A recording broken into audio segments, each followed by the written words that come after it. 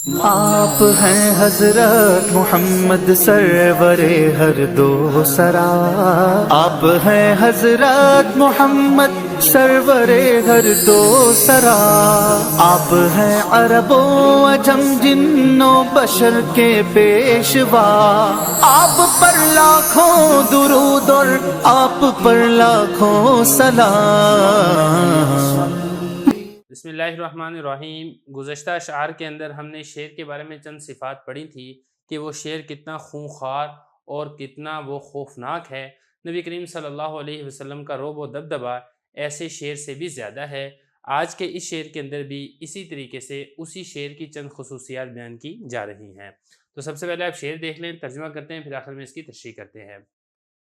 اذا یصاور کرنا لا یحل له ان یترک الکرن الا وهو مفلول۔ یہ میں نے آپ کے سامنے شعر پڑھ دیا ہے، اب آپ اس کا ترجمہ دیکھ لیں، پھر اس کے بعد انشاءاللہ ایک ایک لفظ کا ترجمہ ہم کریں گے اور آخر میں اس کی تشریح کریں گے۔ اذا جب، یصاور وہ چھلانگ لگاتا ہے، کرنن اپنے مد مقابل پر، لا یحل حلال نہیں ہے اس شعر کے لیے، ان یترکا یہ کہ وہ چھوڑ دے، الکرنا اپنے مد مقابل کو، الا وہو مفلول مگر یہ کہ وہ شکست کھایا ہوا ہوتا ہے۔ اس کا ترجمہ ہے، اب آپ ایک ایک لفظ کا ترجمہ دیکھ لیں، پھر اس کی تشریح کرتے ہیں۔ اذا اس کا مطلب ہوتا ہے جب، یصاور اس کا مطلب ہوتا ہے چھلانگ لگانا، یعنی وہ جو شعر ہے جب وہ چھلانگ لگاتا ہے، کرنن مد مقابل پر، اپنے فریق مخالف پر۔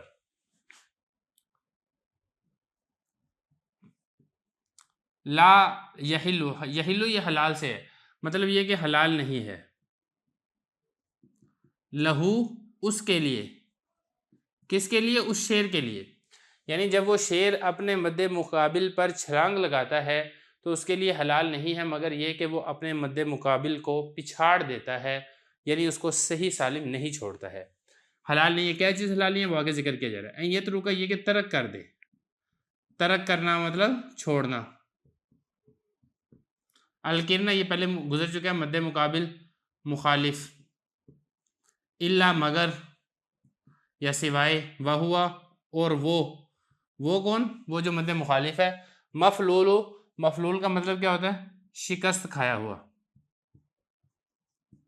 یعنی بتانا یہ چاہتے ہیں کہ وہ جو شعر ہے وہ جب بھی اپنے مد مقابل اور اپنے فریق مخالف کے اوپر حملہ کرتا ہے تو لازمی طور پر اس کو پچھاڑ ہی دیتا ہے، اس کو ہرا ہی دیتا ہے۔ تو خلاصہ کلام یہ ہے کہ اس شعر کے اندر وہ جو شعر ہے جنگل والا، اس کی بہادری، طاقت اور دلیری کو بیان کیا جا رہا ہے۔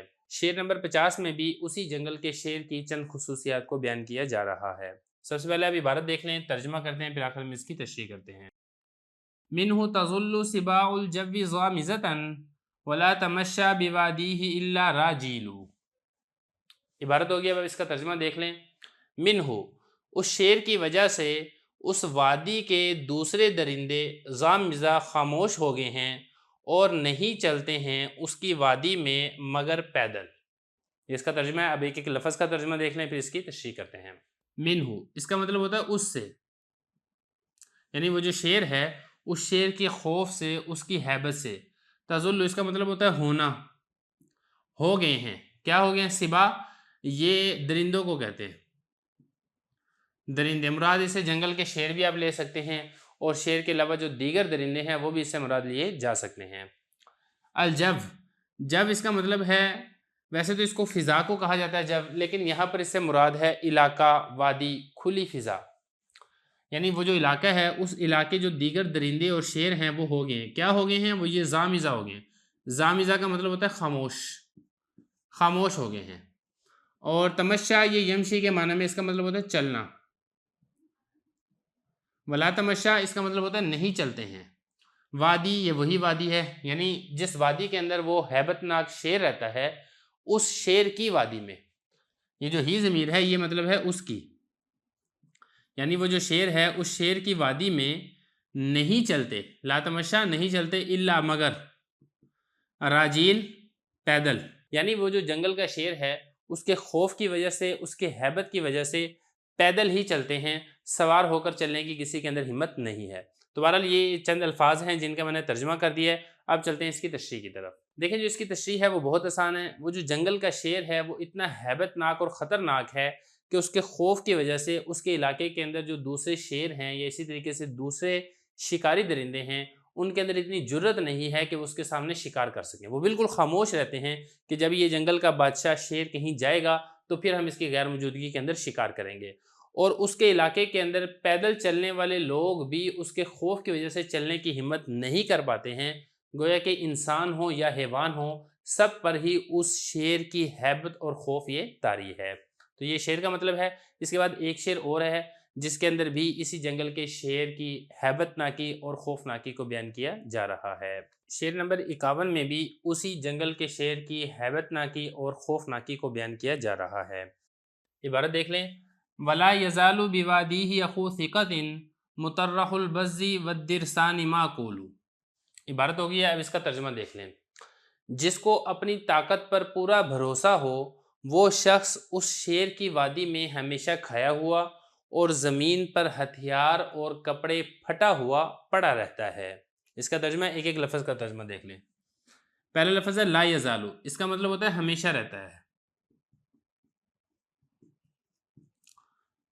ہی یہ میں آپ کو پہلے بتا چکا ہوں اس کی، یعنی وہ جو شیر ہے اس شیر کی وادی، یہ وادی ہی ہے. با اس کا مطلب ہے میں، یعنی اس شیر کی وادی میں رہتا ہے. اخو اس کا مطلب ہوتا ہے والا، سکا بھروسے والا. مطلب یہ کہ ہر ایسا شخص یا ہر ایسا جانور جس کو اپنی طاقت اور قوت پر بھروسہ ہو وہ اس شیر کی وادی میں پڑا رہتا ہے. کیسے پڑا رہتا ہے اس کی تشریح اگلے شیر کے اندر کی جا رہی ہے. مترح، مترح اس کا مطلب ہوتا ہے پھینکا ہوا.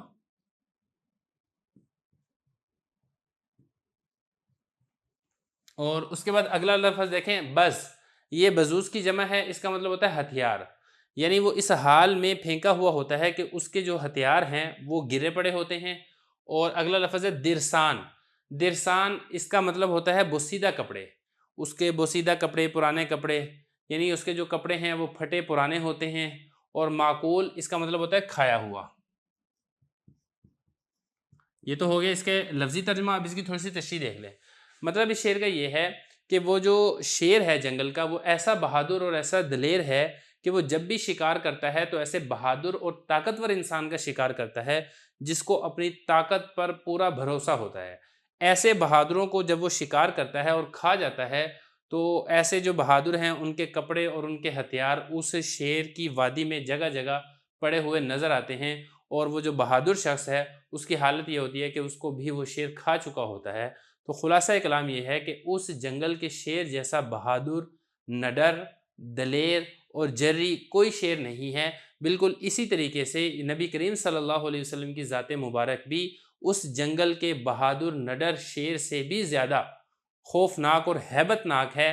مطلب یہ کہ کفار ان کو دیکھ کر تھر تھراتے اور کانپتے ہیں. ان کے مقابلے جیسا روب اور دبدبا اس جنگل کے شیر کے اندر بھی نہیں پایا جاتا ہے.